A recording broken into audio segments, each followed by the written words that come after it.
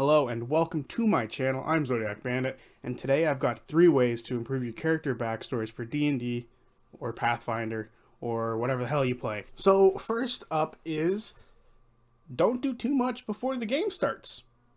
We've all been in a game where someone's done a million things before they meet the rest of the party.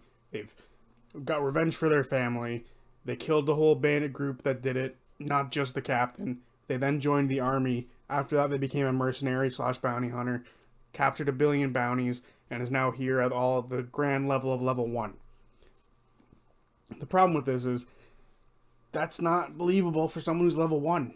And to be honest, this problem actually goes away the higher up in level you are. If you're a level 10 and you say you've done all this, it's actually quite believable and probably have a little bit room for a bit more. But level like 1 to 3, maybe even 1 to 4, doing more than, 1 or 2 things before being part of the party is a little unbelievable, in my opinion. So, do less. You survived the bandit encounter, and now you're here. That's it. That's all you really need to do. You are starting your journey at level 1. You are not, continuing your story after you've defeated the bandit and joined the army and all this stuff. You don't need to do all that. You can do that after, or while you're playing the game. It doesn't have to be before. Just do less. Less is more. Next is to leave people in your backstory alive. I can't tell you how many times there's been, this person killed my family, and now I will avenge them.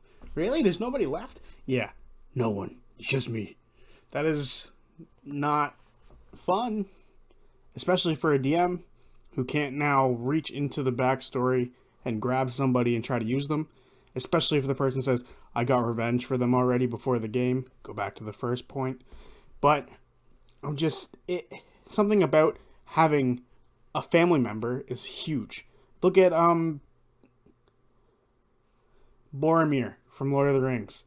He dies in the first movie and then has family members show up in the sequels, and because he wasn't just an orphan by himself, his story was able to continue. Now that's just one way it could continue, but say you go to a city that you've been avoiding because your mother's there and you don't want to see her because something bad happened, because she's not dead, and you left anyway. You just left. It doesn't have to be they're all dead. They can still be alive. Your father can be a blacksmith, and when you go to his shop, he gives you weapons for free that he's been making, or armor for free.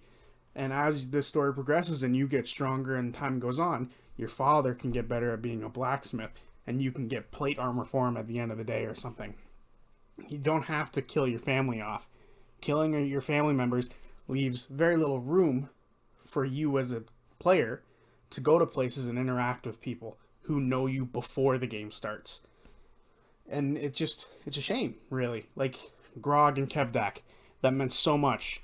It would have still meant a lot if it was just a random Goliath. But no, Matt reached into Grog's backstory, dropped Kevdak right there, and they had one of the most epic fights in all of Critical Role Campaign 1. Same thing happens with friggin' Trent Nickathon and Caleb. Like, that Astrid and Aewolf, all of those characters were huge to Caleb's story. And if he had just said those people are all dead before the game starts, there's no room for that growth anymore. And it would have been bad. And wouldn't have been bad. It wouldn't have been as good. Having those characters still be around allows for growth with them and your character. And I think that's a great thing to have. So keep people alive, people. And the last way to improve your character backstory is to work with your DM. Seriously, he's got a world created. He can slot you in somewhere. He or she can slot you in somewhere and make your character feel incredibly important. Again, to go back to Caleb, Liam and Matt worked together to make this story of Caleb. Trent Ickathon was made before Caleb, or in Matt's, world, he was made before Caleb. And then Liam went to him and said, what kind of person would do this stuff to my character?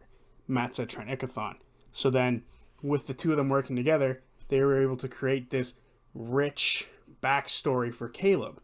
And with it came Astrid and Aewolf, and it came the Volstrucker. Matt didn't create those, that was a Liam thing. So that not only does working with your DM allow you to build up your character, it allows you to build up the rest of the world. Again, making your character feel so important. It's just having this work with them is great. Now, of course, you can point to other examples of characters that, they probably got no information and still were great. But Kayla was a great example of what happens when you work with someone. Same with, I don't know, Jester or Ford. They got great characters from that. And working together, they were able to I'm sure making locations was a huge thing. Maybe the Ruby of the Sea wasn't a character until Laura came up and said, hey, this. Or maybe she was, and and Matt said that this would be a perfect fit for that. And she happens to be a tiefling, or she can be if you need her to. And all that kind of stuff. So working with your DM will allow you to connect to his world or her world on a way deeper level than what you had ever anticipated. And you might get something greater out of it. Maybe you have some sort of family, item that's handed to you at the beginning of the campaign because you're able to work with your DM so well. So he's rewarding you with this boon of starting the game with a good weapon or a good item. Just a little hint to players. Work with your DM. They might give you something if you ask, but doing this is huge. It allows the DM to build their world and allows you to build your character. And, work with your DM more. Tell them what you want and tell them what you are, and bam, something now has been solid. There's a foundation to build the rest of the story on.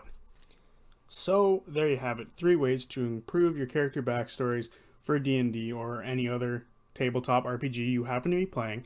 And they're all very simple and stuff that can be done right away. You don't have to, think about it long and hard what you can do to fix these. These are just something that can be done during character creation from the beginning. So hopefully you enjoyed the video. I will see you on Thursday with not a recap video because they're doing Thanksgiving, so they're not doing a episode even though they pre-record them, but whatever. So it'll be a different video for Thursday. Probably going to base it around my thoughts on Robbie being there for an extended period amount of time. So see you Thursday.